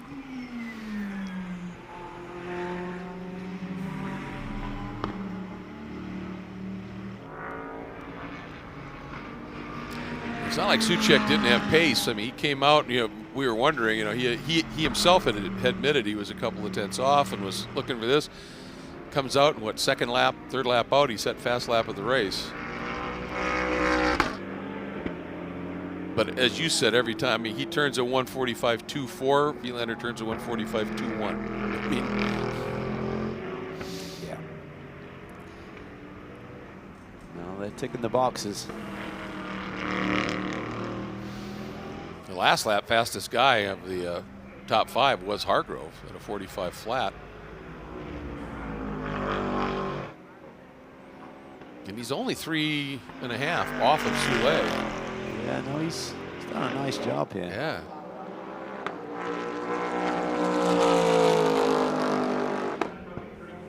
There is the gap. That is 3rd to 4th. You're looking at it.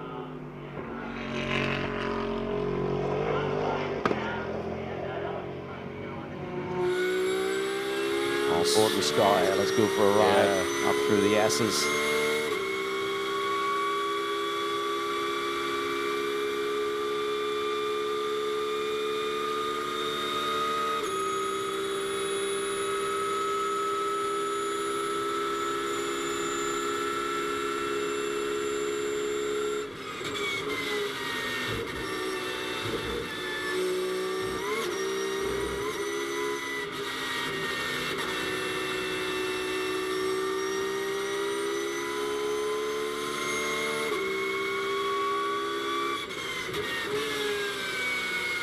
this is one of the most difficult corners. So easy to make a mistake on the entry there and lose the rear.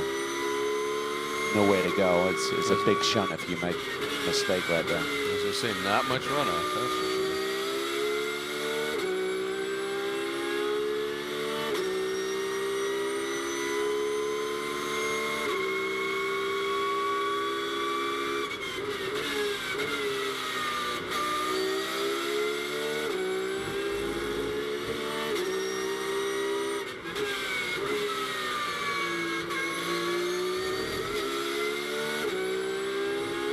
Almost violent in a way how aggressive the driver has to be around this racetrack with the grip that it provides.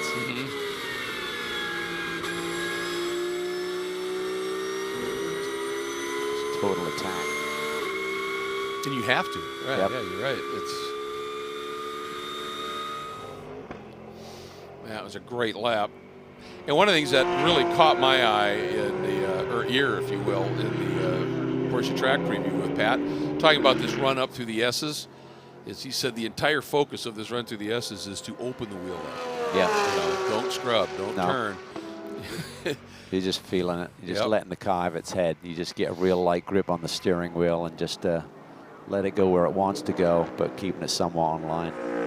There's Greg Leafoge in the Steve Cameron Racing BMW sneaking around Till Bechtel, or now Mark Miller in the number 5 gradient entry. Again with that strapped up diffuser on the back of the car. It's a lap between those two, so with the drama for the 87 early and then the further drama for the 5, it's still not a battle for position. Miller will continue to hold that with a lap advantage. What a glorious afternoon here at the Glen. Oh, phenomenal day. See what tomorrow brings. Could be a little bit of a curveball in the weather tomorrow, potentially. Well, that's one of the legendary things about Watkins Glen that has always been a part of it, is the weather, because it happens up here. I mean, leaving the hotel this morning in Corning, I was a little worried because it was socked in with fog, and I thought, uh-oh. Because oftentimes if it's foggy there, you get up to the tracker, you can't see anything.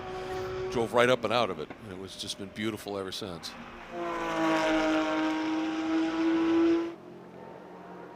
Love that final couple of corners. Beautiful rhythm and flow. It's a tricky one to get right. It's a real sweet spot with the turning. You have to get down to the apex and let the car fall into that bowl. Notice Scott not using a whole lot of that exit curb at 1. And here's a look at Martin Fuentes in the Hublot Alpha Prime. Ferrari of Fort Lauderdale. Ferrari sharing this weekend with Marquisa. Martin managing things beautifully right now. Has a sizable lead and is driving accordingly. Very smart.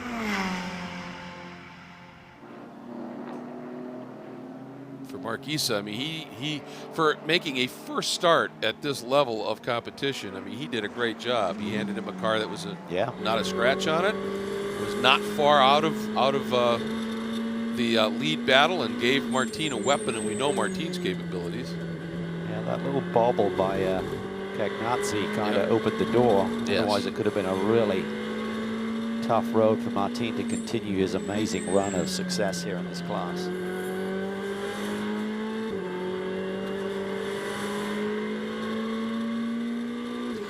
He's been impressive here at Shirosaka in the number 96 Turner car. I mean, he's running laps that are right in lockstep with Fuentes.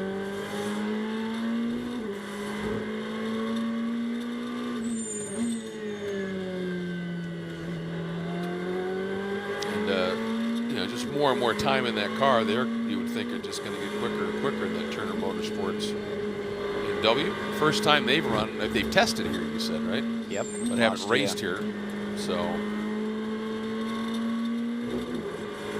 Yeah, Naoto Takeda and Takuya Shirosaka.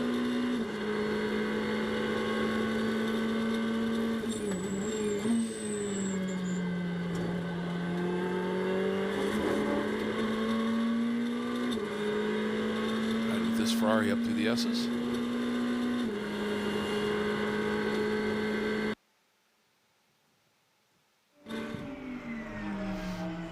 now we get to this Ferrari as he comes out of the toe of the boot. Margin about 4.5 seconds. No real drama for Tony Vilander here today. It's been smooth sailing so far. Still got 5 minutes on the board to tidy things up here, but exactly what the doctor ordered for the championship leaders. Increase that gap. Yes. Could have been halved here today. They've increased it by 7 potentially if he can hang on for this last 5-minute sprint to the finish.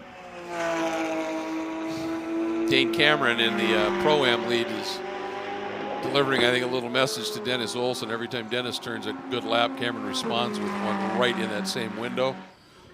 And has been keeping that margin now in that 10 to 12 second range rather handily. Marcelli is, even though Olsen got through on him, he's not absolutely fallen off of him, has he? He's stayed within a couple of seconds. No, I think the Racer's Edge have come across a good setup here this weekend. They seem to be running a little bit stronger pace. Yes. Came out of the box strong, and then I think they were struggling to keep up the real-time pace, but this weekend they're right there. Yep. There's your margin first to second. Billy Johnson, by the way, an update just based on what we're seeing in timing. His laps are 7 to 8 seconds off of what everybody else is running right now, so that issue has come up, and it obviously is still pretty problematic for him. Well, the key is hopefully they can get it rectified for tomorrow. They felt they had a handle on it coming into the race, but it's tough during the course of a race weekend to figure everything out. Yeah, absolutely. So many aids they can plug into and get the analysis done, but until you run on the racetrack and the temperatures start to raise and get into the normal working operating mode, you can't really tell for sure if you got it fixed.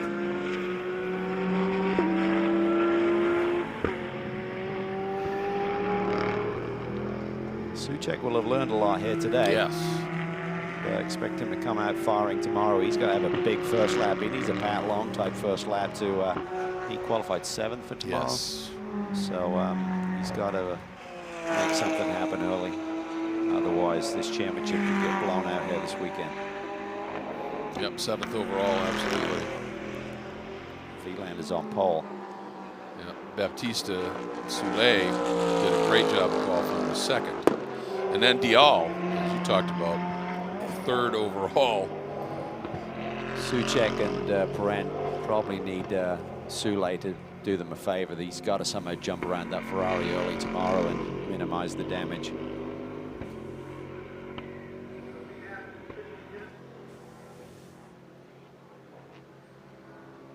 Maxime working his way up through the S's. Yeah, I think that's a really good point. He needs to, he and Baptista need to step in. Here's the 9 going out of the inner loop as the 3 enters it. And up front, the Vilander and Souček now with 2 minutes to go are backing way off. Both of them in the mid 47s on that last lap. Soule at a 45.8.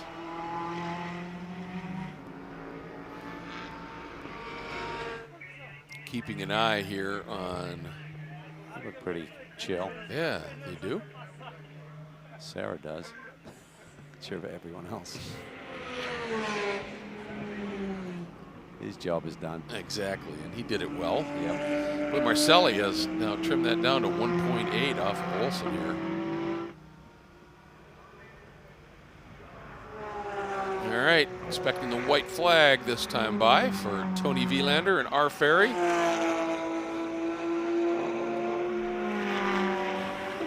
Vilander's got to be living the dream. Yeah. How many guys in this world are able to drive Ferrari race cars? 8 of the last 9 days, and he'll have another one tomorrow. And be winning races. It's one thing to be tested, but he also gets the nod when it's time to do the competition here. There's that battle for second in Pro-Am. Marcelli has not let Olsen skip away, trying to keep the pressure on. Not the final lap for these guys. Final lap for Vilander. These drivers should have the finish of this lap +1. That debris there on the little piece of debris. It sure looked like it.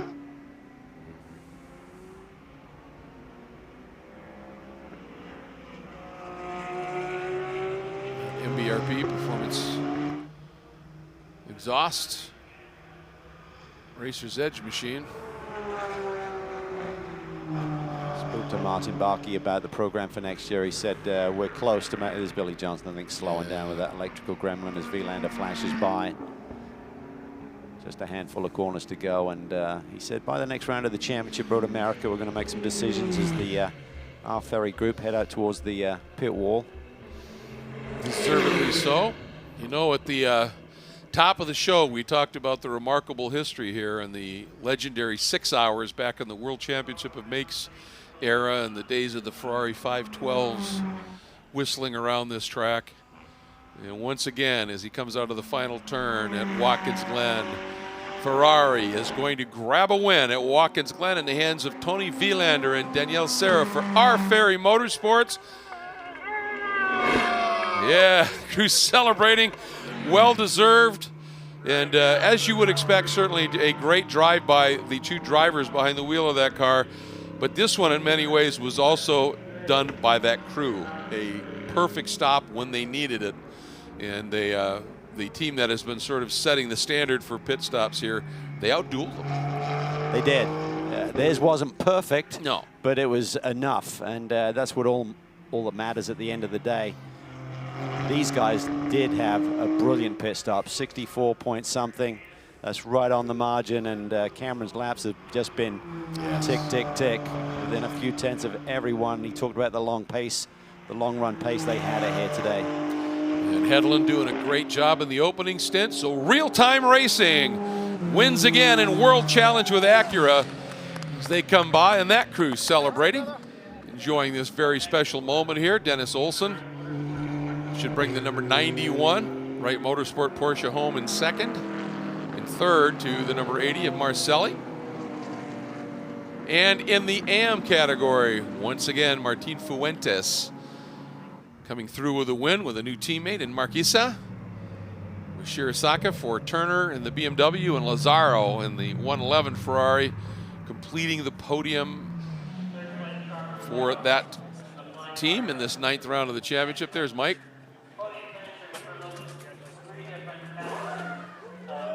Boy, to be able to, one, just get the nod to step into a team like of the caliber of Real Time running at this level of competition, and then to step in and do the job he's doing. This is going to be a special year. It's the for perfect Mike. combination. It's going to be tough to beat, but Yep.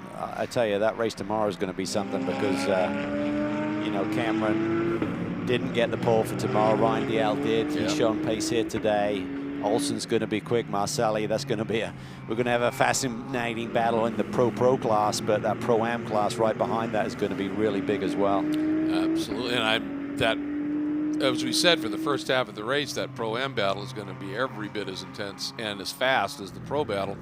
That's what makes these second races so fascinating when things get underway here. Is Tony enjoying this moment, easing his way around? Yeah, because Dial qualified 3rd overall for tomorrow. So when I say right behind us, literally right literally behind. right It'll behind. be a Bentley Ferrari battle from the front row. Maybe Dial can get in that mix even.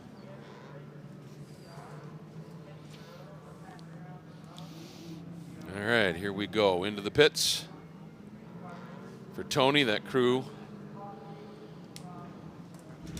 enjoying this moment. Here's the Capex cars making their way in as well. Again, those two cars completing the podium. So it's interesting. 2 cars in the podium here for Bentley and the Bentley Manufacturer and Team Championship. But for the drivers, this one was big. And for Moline, it's almost unfair, isn't it? Because he misses that race, and if Tony hangs on for the championship, for Miguel not to be a part of it. But he knows he was a part of it. There's Marquez behind. We talked about his enthusiasm and passion. Yeah, he is something else. And here comes Dane into the pits.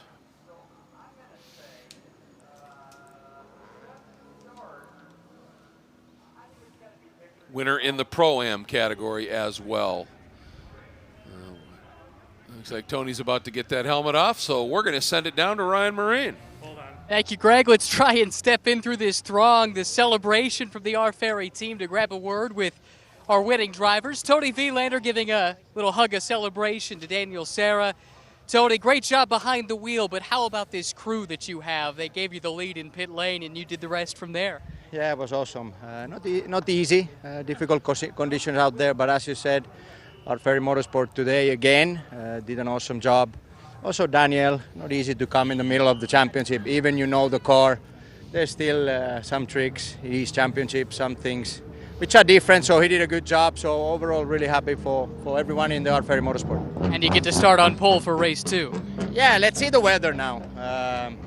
We have a little bit mixed experience with the Pirellis on our car on rain conditions, so let's see how is the weather, and then we build up the strategy from there. Congratulations. Thank you very much. Yeah, it's a great job, and in terms of that Drivers' Championship, doing exactly what they needed to do, and so did Dane Cameron and Mike Hedlund in that Pro-Am category, having a very stout run. Metronomic, that. Yeah, just clicking them off, wasn't it? Traffic, it didn't vary by more than a couple of tenths. All right, Ryan? Well, Dane Cameron just crawled out of the car, real-time racing back in victory lane in the Pro-Am class. You and Mike Hedlund have formed a really solid partnership here in the last couple of rounds, and the team as well. Yeah, no, it's been stout. So 3 races now, we haven't finished any worse than second, so that's pretty good. So hopefully we can get another win tomorrow, and a sweep of the weekend would be pretty nice. But Mike did a fantastic job on his stop, real-time racing. His Acura NSX was excellent, so the boys are doing a great job in the pits for us, so it's nice to have it all coming together. Congratulations. Thanks. All right, nice job by Dane and Mike. As Ryan alluded to, here's a look at the results. And you can see if it's got a white background, those are pro cars, black background, it's the Pro-Am, and red is the Am category. And problem there for Billy Johnson. Hopefully they'll get that problem resolved, and that 22 will be back at it. We'll take a look at some highlights here. From the start, pole sitter Parent leaping into the lead. Nice job here by Serra, though, sweeping around Baptista to maintain that second position. Big first lap for Pat Long. Yep, picked up 2 spots in that lap alone, and as the race unfolded after what had looked like a great drive up to that point, quick spin by Chris Cagnazzi, cost him the lead in the Am category. On board there with Till Bechtelsheimer. And this was a great move by Martin Barkey. Gets down to the inside of Anthony Imperato, makes it stick. And that really got that car in a great position. But there's a big moment in this race. First of all, Parent loses all of that margin that he had to stack up in the pit lane. And the pit stop went awry a little bit, and that handed the victory to the R Ferry Motorsport Group, Greg. And a great win it was for them in round 9. Round 10 unfolds tomorrow here at the Glen.